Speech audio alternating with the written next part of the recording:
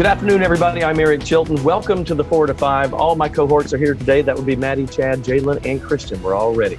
And we're all spaced out appropriately, right? We've got two people, one at home, one in the weather garden, and the three of us are all 10 feet apart to make sure we are properly social distanced here on 4 to 5. Absolutely. We are staying safe, and we are so glad you are joining us here. By the way, did you know that we live stream the entire show and we talk to you during the breaks on Facebook?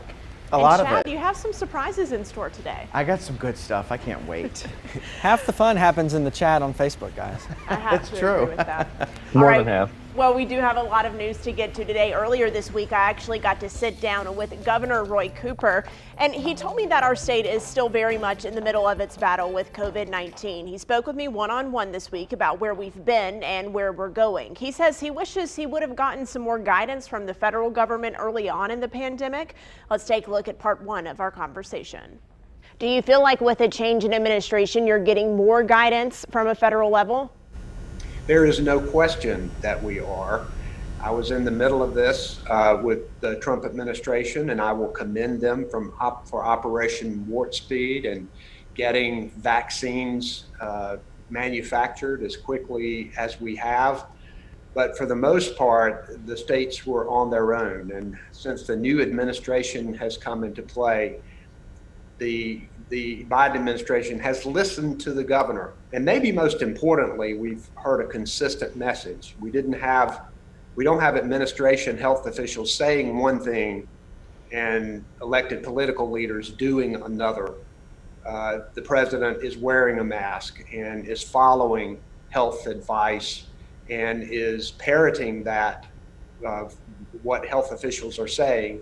And they've been consistent with the CDC director and the coronavirus task force. And speaking of the federal government, one of the things our state is greatly relying on them for is vaccine distribution. So I know hindsight is 2020, Governor, but how would you personally rate North Carolina's vaccine rollout? I think we've done a fantastic job. And in fact, every week that the state of North Carolina gets vaccines, they have all of the vaccines in arms, all of the first doses in arms before the next shipment comes. Coming up at 4:30, why the governor is now pushing for kids to return to school, what he had to say about moving out of phase 3 of the stay-at-home order, and his message to businesses that are still struggling because of restrictions. So North Carolina will move into the next step of the vaccine rollout. That happens later this month. And today, Governor Cooper announced Group 3 frontline workers, starting with teachers and child care workers, will become eligible to get the vaccine on February 24th. Other Group 3 frontline workers like law enforcement, firefighters, grocery store workers, etc., they will be eligible starting March the 10th. Cooper said the move to Group 3 vaccination comes as the state will start getting more vaccine doses from the federal government in the upcoming weeks. The news comes as our state's coronavirus metrics continue on a downward trend. Check out the latest percent positive graph. It represents the percentage of tests that come back positive. Now, over the past week, we've actually been able to stay below 10%, and that's great news considering we'd been fluctuating between 10 and 17% for most of the past few weeks. Now keep in mind the red line here is 5%, which is where state leaders want us to be at or below for 2 consecutive weeks before lifting restrictions. So our Verify team is working to clear up a lot of viral rumors concerning the coronavirus vaccine. Today, they verified whether you still need to get the vaccine if you've already had the virus. COVID vaccines continue to be rolled out across the United States, and we're looking at whether or not people who've had COVID-19 still need to get a vaccine. Why are we verifying this? Well, more than 27 million people in the U.S. have had COVID-19, and many of them, including viewer Amy H., are wondering if they still need to get the vaccine or if they're naturally immune. So let's verify. Should you still get a COVID vaccine if you've had the virus and recovered? To find out, we checked with the CDC, the Mayo Clinic, and Dr. William Schaffner, a professor at Vanderbilt University Medical Center who specializes in infectious diseases and immunization. All say yes. Even if you've had COVID-19, you should still get a vaccine. The CDC explains that reinfection is possible and that experts do not know how long someone is protected from getting sick again after recovering. The Mayo Clinic added that you can consider waiting 90 days because, quote, reinfection with the virus that causes COVID-19 is uncommon in the 90 days after you're first infected. One of the things we're a little bit concerned about is right after you've recovered, you have some antibodies. And that first dose of the vaccine, you may get more of the side effects associated with the vaccine if you do it before the 90 days. So back to Amy H's question. Should you still get a COVID vaccine if you've had the virus and recovered? Yes, that's verified. And ask your doctor if you should wait 90 days. With your Verify, I'm Jason Puckett. Let's take a look at more headlines with your 4 to 5 roundup. House managers are spending the day of the Senate impeachment trial, laying out their case that former President Donald Trump directly incited the January 6th attack on the Capitol. To make that case, House managers are expected to use never-before-seen video, including footage from U.S. Capitol security cameras. House managers have up to 2 days to lay out their arguments, and then on Friday, the clock will start for the president's legal team, who will also get up to 16 hours for their arguments. The number of coronavirus cases from the UK variant is doubling every 10 days, according to a new study. The strain is believed to be up to 45% more contagious than other strains of the virus in our country. There is not evidence that this strain, though, causes more severe disease. Remember, viruses change or mutate when they spread from person to person, so stopping the spread through vaccination, mask wearing, and social distancing is key. And Aunt Jemima has a replacement. The breakfast brand will now be known as Pearl Milling Company. Last year, Aunt Jemima's parent company, Pepsi, said it was retiring Aunt Jemima because it was based on a racial stereotype. The new label will be available starting in June. Pearl Milling Company was founded in 1888. It was actually the originator of what became Aunt Jemima pancakes. Well, no doubt about it, it is a different day of weather, much different than we had yesterday. And I don't know about you, but I think I like yesterday better. Check out this temperature map. We're 15 degrees cooler in the Piedmont than we were yesterday. We got up to 63 degrees yesterday afternoon. We're at 47 right now in Greensboro, 49 in Winston-Salem. Most all of us sitting in the upper 40s to right around 50 degrees. But again, we're kind of wedged in with some cooler air. There's 60s and 70s down to our south, but we're just not getting in on any of that fun warmth. And you can see as we've gone throughout the afternoon, those clouds have really taken over the skies after a brief period of sunshine this morning. Those clouds will continue to thicken up as we head into your Thursday. Generally just some sprinkles or some drizzle this evening.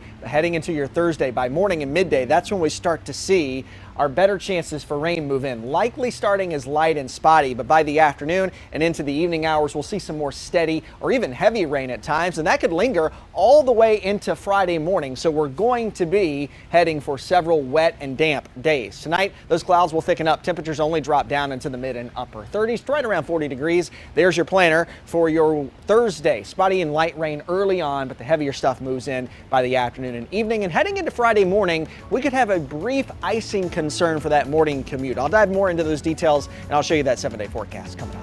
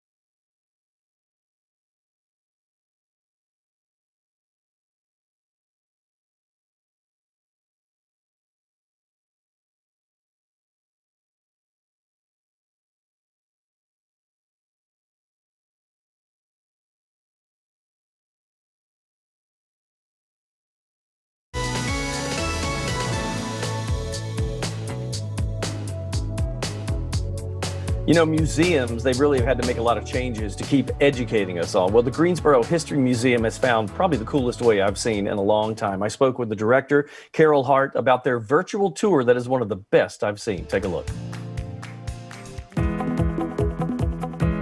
Carol, this was so cool. So when I saw this on the website and I started clicking around, I might as well have been in the museum. This is really a neat way of doing it. How did this come about? Well, once we had the Pieces of Now exhibit open, but in the time of COVID, and we knew so many people just wouldn't be able to come see it, we thought, what can we do? And we had done some work with virtual reality and 360 cameras, and we were able to connect up with a videographer who came actually from Baltimore, recorded it all, and we're just so happy that more people will be able to experience the exhibit.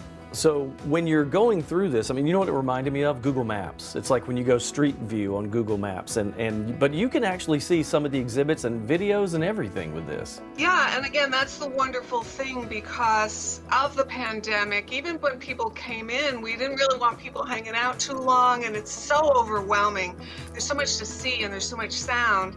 This way you go home and you can walk through, and then you click on the screen on your video and you can watch the video and really listen to people's stories. To me, you almost get a chance to do it more intimately, and you pay more attention because you're not distracted by other people or people walking up to you. Yes, and that was part of the idea. We have over 20 different videos and music and poetry, and we knew people would experience it more personally in their homes. So from the beginning, the idea was to get the videos online, but being able to embed it in a virtual reality experience has been really terrific for the user. This is great. Can't wait to get out there and take a look at it and do it from the comfort of our home. Thanks, Carol.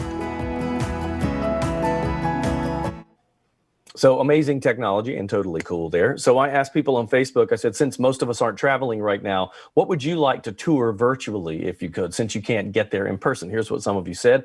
Irma said, the National Museum of African American History and Culture in Washington, D.C. I hear it is huge and you can't even see it all in one day. Sarah says, I've been to the London Museum in the picture on the post on Facebook. I'd love to tour the Louvre, which I've only seen from the outside. Patrick said the Louvre, the British Museum, and the Smithsonian Institute. I can tell you firsthand, Smithsonian, phenomenal. Helen kept it simple and local. Biltmore House, she says. MD Moore says, I think any museum would do. I visited the Henry Ford Museum in Detroit during the '94 World Cup, so had to check it out online. And guess what? They did have a virtual tour. So I would think a lot of museums are doing this right now, and it's probably time for us to start exploring a little bit. I love that, and you know what I love about the Greensboro History Museum is the first time I went, I remember I felt so much pride. I'm not from Greensboro, but I have lived here for a while now, and it just kind of gave me that hometown pride, seeing all the the different displays, the civil rights movement, and talking about textiles and that kind of stuff. I really loved it there. Yes, I remember a lot of people were hopping on the tour of the Louvre Museum at the start of the pandemic. So I would like to see if that one is still up because it is so massive. You can't physically do it in one day, but maybe you could get through it a little bit faster and space it out a little bit better if you could do it online. My question, Chilton, is will this work for the virtual reality headset that you have?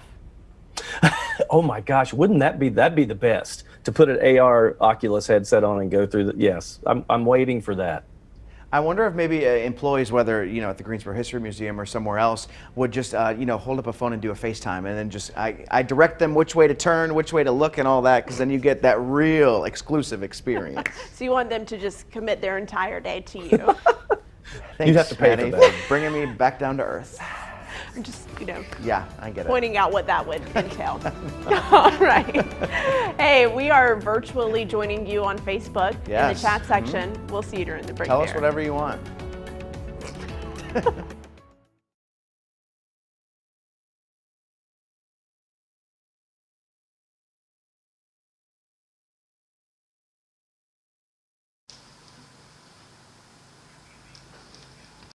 All right, mic check. 1, 2, 3, 4. Mic check. Music therapy with Alex Moore.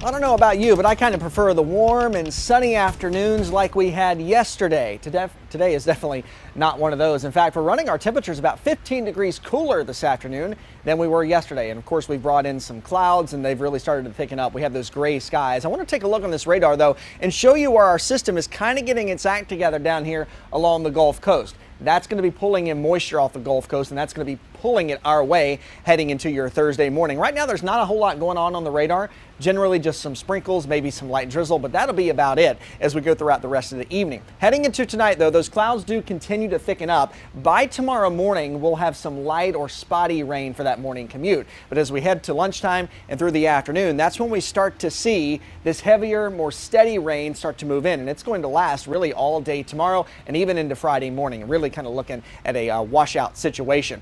Heading into your Friday morning, though, our temperatures are going to be just borderline freezing. So I do think there could at least be some icing concern for that early Friday morning commute. Notice we're in the upper 40s to near 50 tomorrow with that rain, but overnight those temperatures will drop quite quickly and quite a lot. Here's how Futurecast plays it out. This is just one model though, but heading into Friday morning, notice a lot of that freezing concern stays right along the North Carolina-Virginia border. It's going to be a close call, but I do think places to the north, once you get above I-40, have a better chance to see a brief period of icing, much less of a chance further south that you go, likely staying a cold rain. Now, we have several weather systems to track as we go throughout the rest of the week. This is one tonight, tomorrow into Friday morning. Another one heads our way Friday night into Saturday. Kind of the same thing. We might have to watch out for some wintry mix. And then another one Monday and Tuesday. We're going to take them one at a time, but we'll be tracking them for you. We've all had to find ways to make the past year a little better, and for some, it's been music. WFMY News 2's Brian Bennett asked a music therapist how we can all benefit. What is it about music that has the power to actually heal? It has a lot of unique abilities in that it elicits responses that otherwise you may not get, because there is something very comforting, something very inviting about music.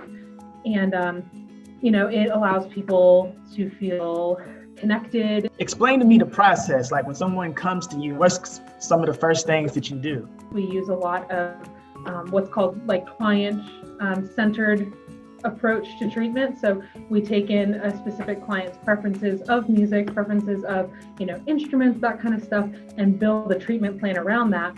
And with that very person-centered approach, it allows for a lot of rapport building very quickly, and it allows a lot of opportunity for self-expression. What have you witnessed personally with somebody that actually went through music therapy with you? Honestly, like an improvement in the ability to express themselves and improvement in self-esteem, because in a space of both in counseling and music therapy, it's a safe space where, you can talk about your honest feelings. Can you tell me a little bit about the 5-part series going down at Gifford College, right? Yeah, it's a group for helping college students or students at Guilford specifically with emotion regulation and stress management, because again, this is just such a difficult time to just be a human on top of being a college student and all of these expectations, and then having to still be safe and socially distanced, and it's very isolating. What can the normal everyday person do? Find the music that helps you feel connected or helps you feel understood and seen. That's where you can draw a lot of power from music. Yeah, guys, Alex was such a pleasure to talk to and get to know. And she also said she asked her clients to make playlists of their lives. So I want to ask each of you guys, what songs would be on your playlist? Well, I'll start here, because already I kind of walk around like my life is a musical and there are songs playing while I'm doing everything. It's usually a Celine Dion track, if we're being honest. Okay. I like that. I can see that. I like Here I Go Again on My Own. What's the name of that song? Is that something? That's it. Y'all very good song. Y'all need to stop. Right. I'd say I Want to Dance with Somebody. That's a good one. So lately I've been on a real old school kick. I've been loving Footsteps in the Dark, the Isley Brothers. If you don't know, Eric might know about that one. I know Brian knows that one, but that's a classic. So if you don't know, please search that. Footsteps in the Dark, the Isley Brothers. Chilton, I have a question for you. So now, music therapy, I don't know if this works for you at all, but since you all aren't really performing right now, do you still practice every once in a while? How does that work? You know, I do sometimes. It's always when I'm driving down the road and people look at me like I've lost my mind, which is probably true. But I do sing as I'm driving down the road just to kind of keep it fresh. But I miss it so badly, really do. I have my own concerts in my apartment every day. I know Stewie, my cat, really loves it. Your Number one neighbors have fan. been calling here asking that you please stop. Well, they're allowed to. So. Several complaints. Several complaints. It sounds like someone is dying in the apartment next door. Can someone go check on her? That's cute. It's Call just the me. police. Just me singing My Heart Will Go On. We'll be right back.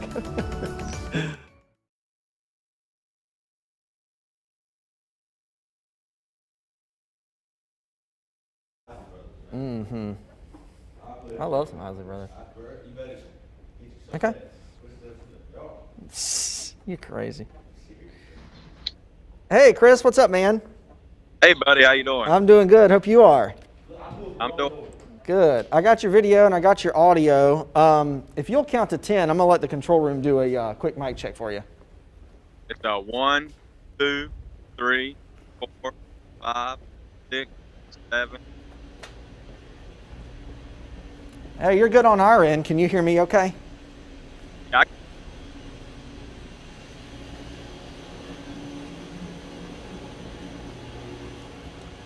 Do what? I'm sorry, Matt. that's Hey, will you count again for us one more time? what's that? Can you count to 10 again for us one more time? It sounds like you kind of broke out a little bit. Yeah, 1, 2, 3. Cool. You're good, man. Thank you.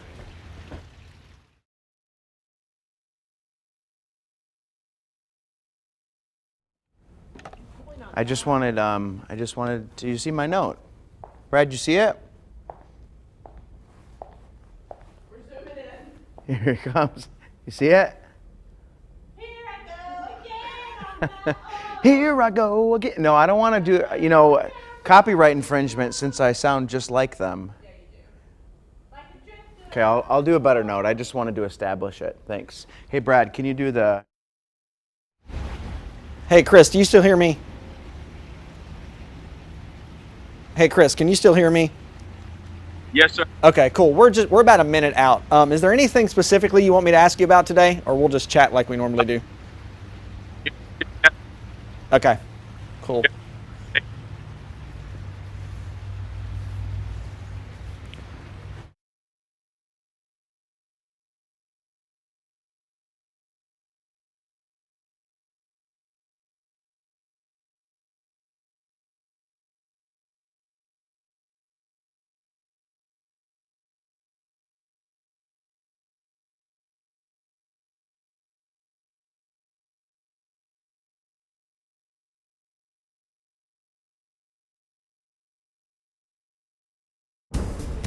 Well, we started out the day with a little bit of sunshine. That, however, has quickly gone away. Those clouds have really started to thicken up as we've gone throughout the afternoon. This is what it looks like across the Triad. Our temperatures also much cooler today, sitting in the upper 40s to right around 50 degrees. And of course, that's what's happening here in the Triad. But I do want to take a trip to the north a little bit and head up to Rockingham County. And I want to check in with our fellow weather spotter, Chris Burleson, up there. Good afternoon, Chris. How you doing? Good afternoon. How you doing? We're doing good. So tell us what's been going on in Rockingham County. I know we saw the sunshine a little bit earlier today, but tell us if you guys have had clouds all day, if you saw the sun break out a little bit, and kind of what your temperatures are looking like right now. We had the sun early afternoon, morning time, but it quickly clouded up. We got up to around 50 today. Yesterday we got like 65, man, so it's a big difference. It's a huge difference. Have you guys seen anything as far as drizzle and rain or any sprinkles or anything like that today yet? We had a couple of as far as any rain. Well, your audio was breaking up a little bit. I think you said you just had a few sprinkles and some drizzle here and there. Hey, Chris, one more thing. I got to let you go. We didn't talk about this yesterday because we didn't have a show, but yesterday was a nice afternoon, and our fellow 4 to 5er, Chad Silber, brought us milkshakes last night. So I got to ask you your favorite milkshake flavor. My favorite milkshake is a blueberry. I love blueberry milkshakes. And that's Chad, you gonna get milkshake. Chad, he's putting you on the spot. All right. Hey, watermelon blueberry milkshakes coming up in the summertime. I'll buy you one. All right. Thanks, Chris. We appreciate it. We'll check in with you next week. By the way, if you're interested in being a weather spotter for us here at News 2, just shoot us an email, weather@wfny.com. We'd love to see where you live and know the weather there. We'll be right back.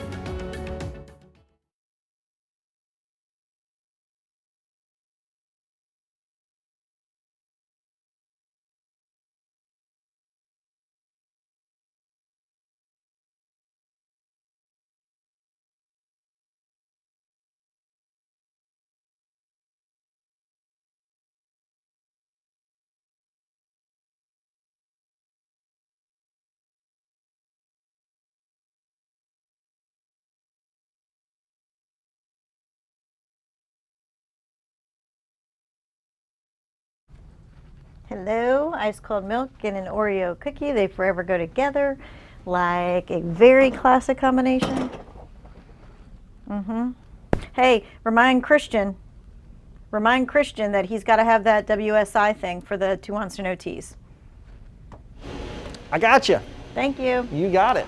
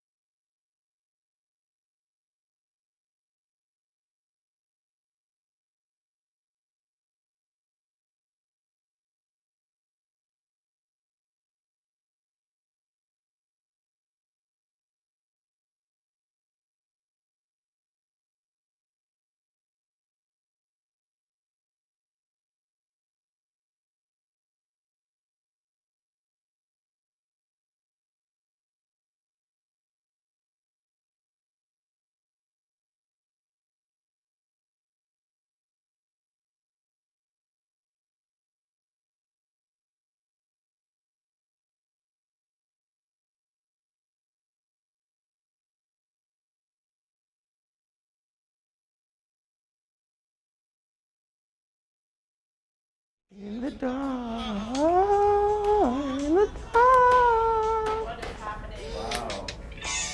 Wow. Wow.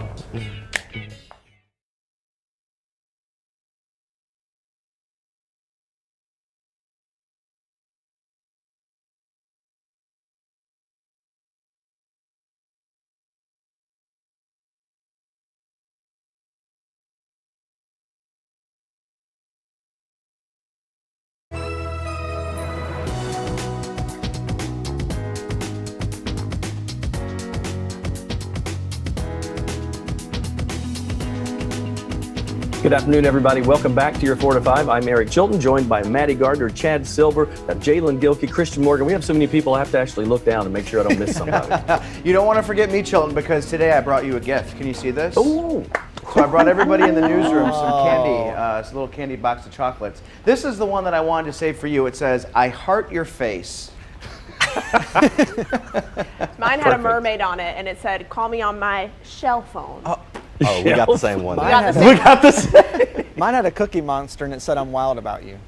See, I've got so much love to give. And so, Chilton, we're actually going to eat this because we haven't seen you in a year, and I doubt we'll see you for another year. So, I saw sorry. Eric yesterday. I don't need anymore. What? Eat it in I your saw honor. Eric yesterday. Wait, you guys saw each other Like yesterday? in real life? No, not in real life, but I saw him. Like, he was here.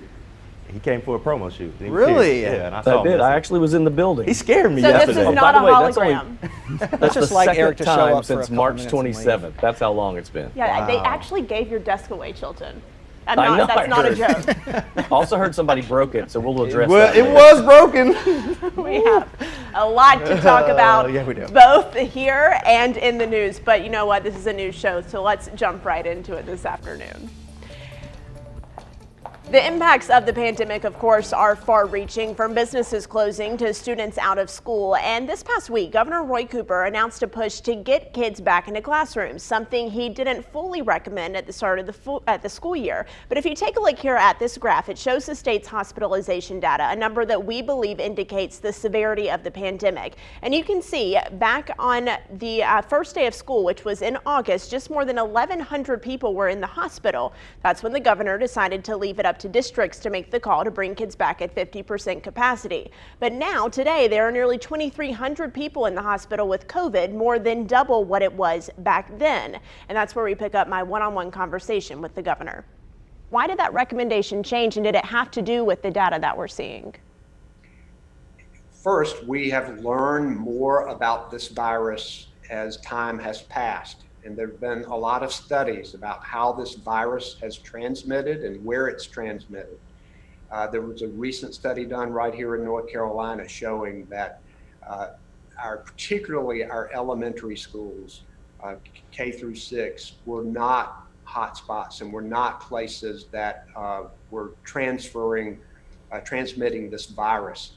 With those studies coming out, we're strongly encouraging getting students back into the classroom. We believe that the problems that are occurring, not just academically, but with depression, with hunger, with child abuse, it is critical to get those children back in the classroom. And it has to be done safely. Right, and in terms of the modified stay-at-home order, phase 3 set to expire at the end of February. Do you foresee pushing that farther forward, Governor? And what do you have to say to the businesses who are still under restrictions because of those phases? Well, first, we've put the health and safety of North Carolinians #1 since this process began, and it's something that we're going to continue to do. I know that the hospitality industry, restaurants, bars have been hit very hard by this pandemic. The places that have been hit the hardest are places where people gather indoors and at times do not have a mask on because they're eating or drinking. And we know that the transmission occurs more there. I've been fighting for resources for these businesses. I think they should be given direct loans and grants, and we have been fighting for that money. I put forward legislation waiving ABC permit fees for these facilities because we know that they are hurting. We will look at the data at the time we make that decision regarding going into another phase, and we'll keep the health and safety of North Carolinians as the priority when we make that decision. The pandemic is the focus of today's 4 to 5 roundup. The CDC is expected to release suggestions for safely reopening schools for in-person learning. It's expected to focus on several areas, but likely will not recommend that teachers need to be vaccinated for schools to reopen. Vaccines are giving some hope for an end to the pandemic, but health experts warn COVID-19 could be here to stay. The emergence of the new strains and not enough access could mean the virus could switch from a pandemic to an endemic, like the flu, measles, or HIV. Even if the virus were to stick around, doctors say we wouldn't have to continue restrictions as long as enough people get the vaccine. And Ford Motor Company will soon make clear N95 masks. The automaker started producing personal protective equipment early last year, and now it's developed a face mask with clear panels that also filters most airborne particles. The mask is still in the development and approval phase. Ford hopes the masks will be ready to go by spring. Yeah, the crack of the bat, the smell of hot dogs and Cracker Jacks. We haven't heard that for a while or smelled that for a while in the Triad. But the Winston-Salem Dash, they're getting ready for the upcoming baseball season. They're doing a virtual banquet and catching up with some of the White Sox players. WFMY News 2's Amanda Ferguson has more on the man who will lead the event and why the Triad means so much to him. White Sox announcer Jason Benetti will host the Hot Stove event for the Dash. He shares with me how the Triad has left a lasting mark on his life and his career. Every time I'm not doing a game, I can't wait for the next game I do. It's a different experience every time. It's why Benetti says he loves calling games. Another shot to left field. But he says he wouldn't be here, going into his 6th season calling games for the White Sox without being a part of the minor league first. Minor league baseball is very close to my heart because without minor league baseball, I promise you, I would be a way worse announcer. Before spending about a decade in the Carolina League, he got a law degree from Wake Forest and spent about 6 years announcing High Point basketball games.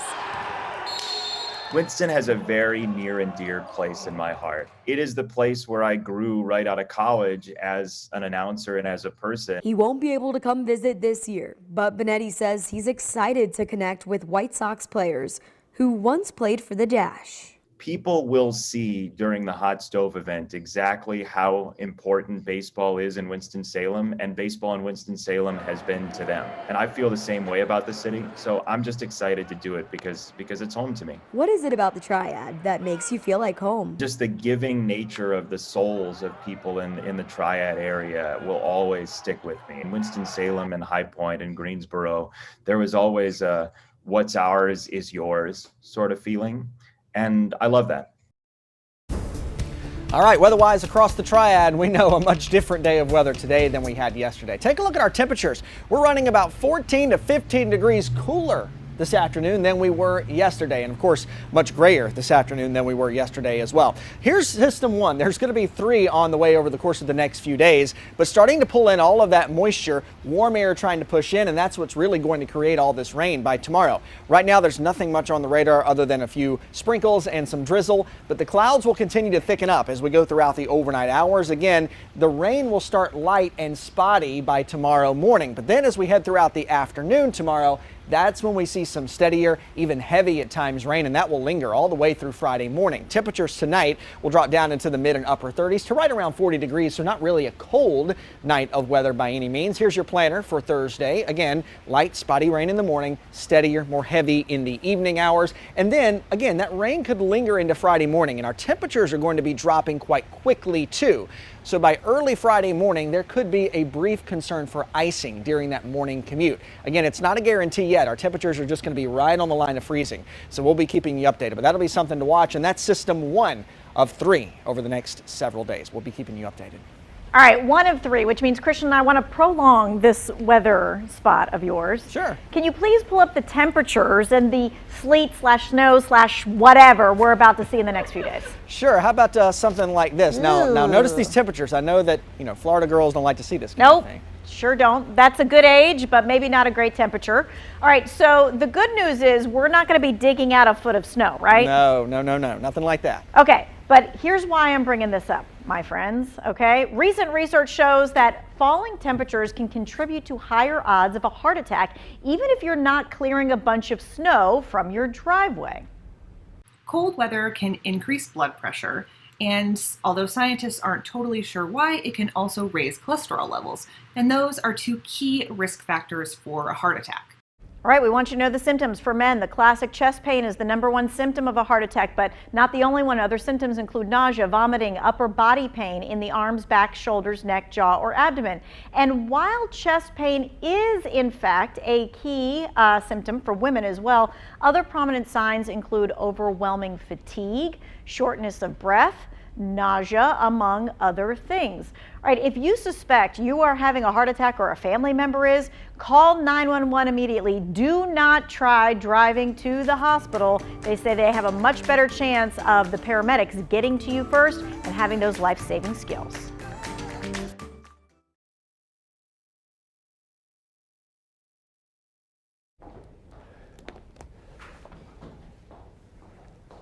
Where you want me, bro? Yeah, I'm taking it off now. Golly.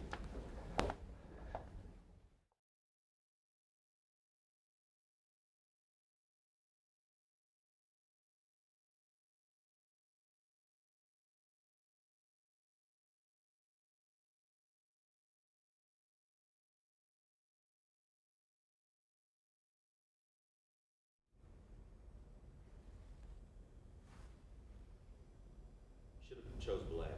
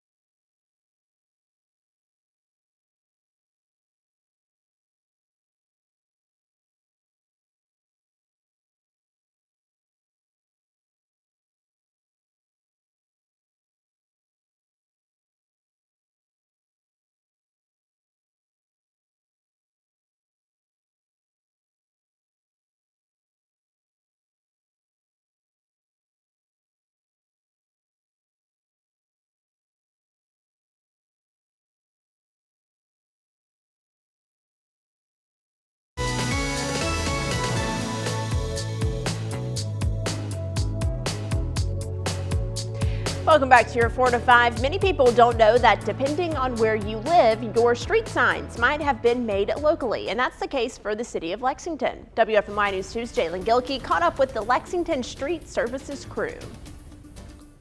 Jermaine J.J. Page has worked for the city of Lexington for going on 20 years now. When he first started, they had to cut out each and every letter individually for every sign. Now things move a little smoother.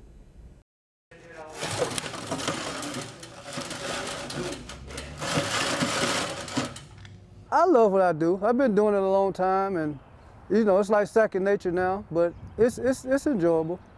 J.J. Page has been making street signs for the city of Lexington since day one. Signs are important. I've seen a lot of accidents because people not paying attention to signs. J.J., his team with the Lexington Street Service crew, and all other city employees are invaluable to our everyday life. The street name signs that you just watched us make, they're not just for us to know what street we're living on. They're for the 911, so they'll know where they're going. It's for police. It's for more than just for show. But JJ wants y'all to know he didn't agree to do this piece to be on TV. He has a message for everyone at home. Just want people to take the signs seriously and pay attention to them, because something bad could happen. Yeah, I'm going to be completely honest with you all at home. I had no idea street signs were made locally. And what I did learn today is that most larger cities actually locally manufacture their own street signs. I actually did know that several did. I think it's still really cool because a lot of them are personalized. Like I remember in Chapel Hill, many of them are Carolina blue or have like an old well on them once you're actually on the university campus. But I think this is really cool, and I am very impressed, and now I want to make a street sign. I was kind of waiting to see if maybe Jalen will come back with a sign that says like Gilkey Crossing or something. You know, we need that for the whole station. Right. Well, I know a guy who might be able to make something. JJ, can hook you up. I'm going to give him a call, see what he says. But I'm like you though, Jalen. I had no idea that they were made local. I thought there'd be some big factory somewhere just cranking those out. So that's pretty cool. Yeah, you would think maybe Raleigh or like the capital of every state or, you know, the biggest city, maybe the DOT. Now, DOT, they do make, you know, the main state highway signs as well as the interstate signs. But local small roads and local, you know, welcome to Lexington, welcome to Greensboro, all those sound. Welcome to welcome. My favorite. That's good. I mean, it's just really neat, especially because you were saying they used to have to do it by hand. Could you imagine having to cut out each one? Welcome to the city of Lexington. Lexington is a long city name. Unbelievable. Home of the world's best barbecue. Right at the bottom. Oh, yeah, I bet they make some barbecue signs too. Cool. Ooh, I like that. Be right back. We will. Maybe. No, we will. I just like the food. I just like to talk about food. Keep them on the edge.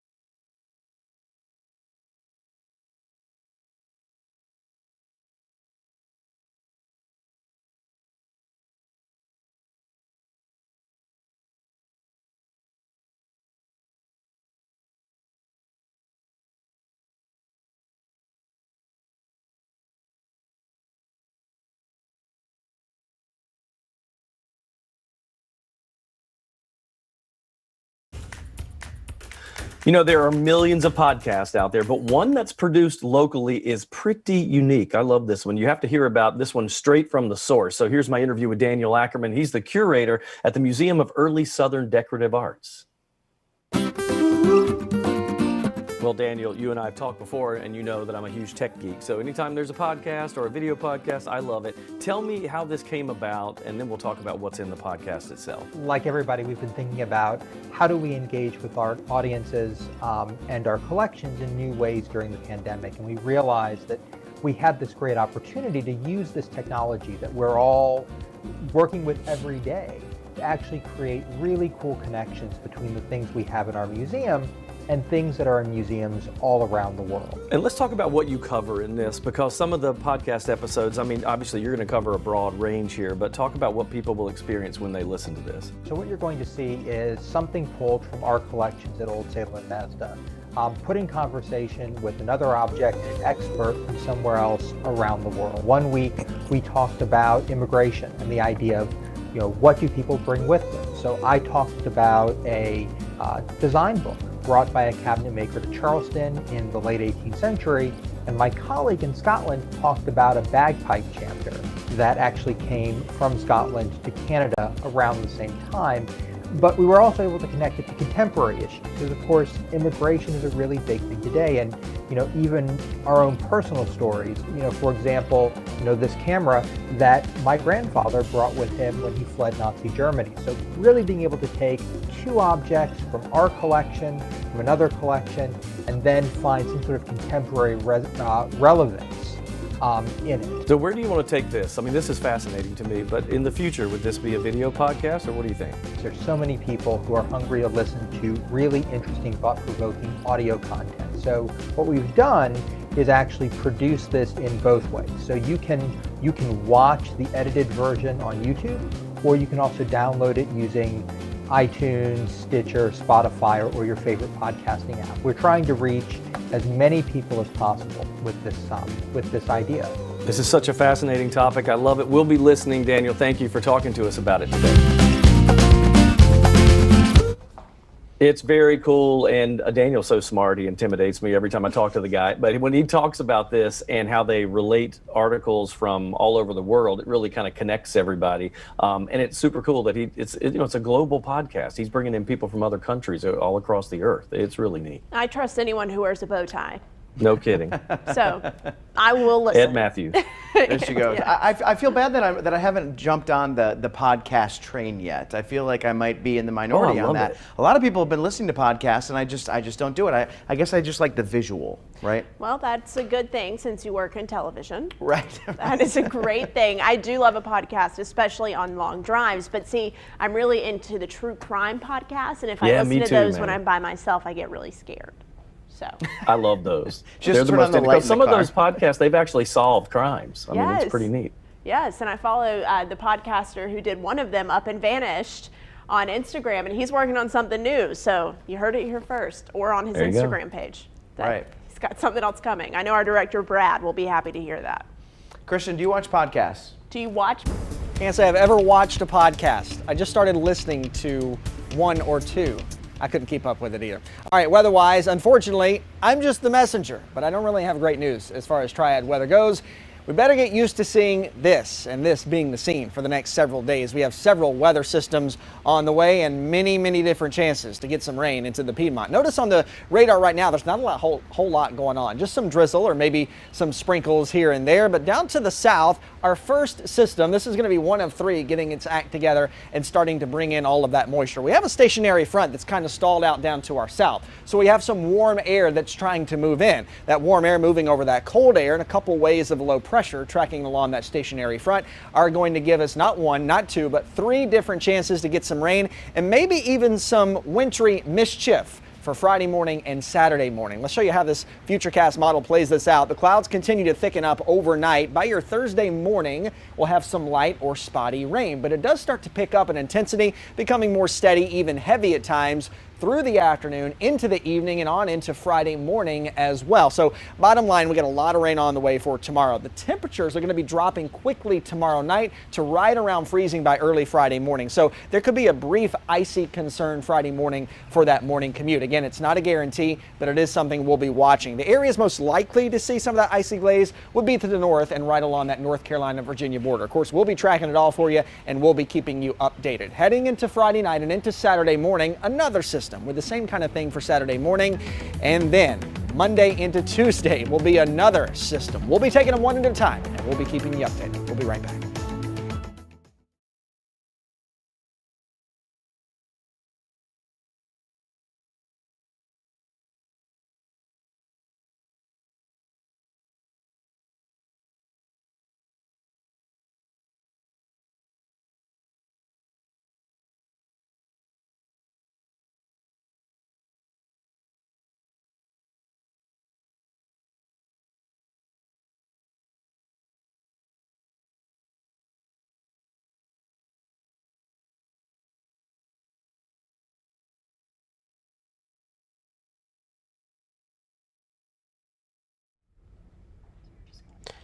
Hi, Grace, if you can still hear me, Brad is also a huge Up and Vanished fan, and That's good. Hi, hello, I'm on the mic. Hi, Hawaii, Idaho. Hi there. In schools,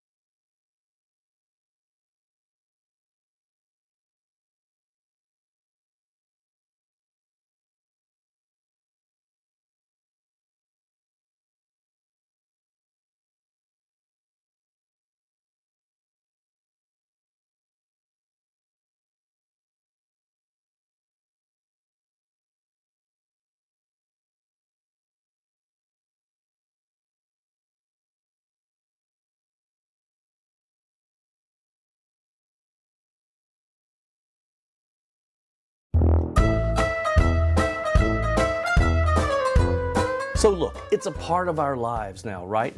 Virtual meetings, Zoom, Meet, WebEx, Cisco, whatever it is, we're doing it all the time. But can I just give you a little bit of advice? Just one little things that bother me in online meetings, okay? And I know you know what I'm talking about. So here we are in our little Zoom. Shing, hello, everyone's here. All right, good.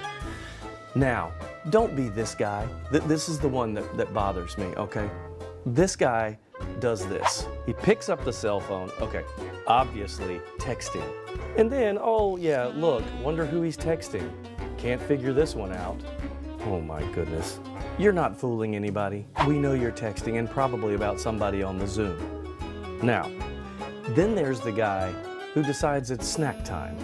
Yeah, we know, camera goes off for a few seconds and then when it comes back, bam, evidence right on the face. We know what you're doing.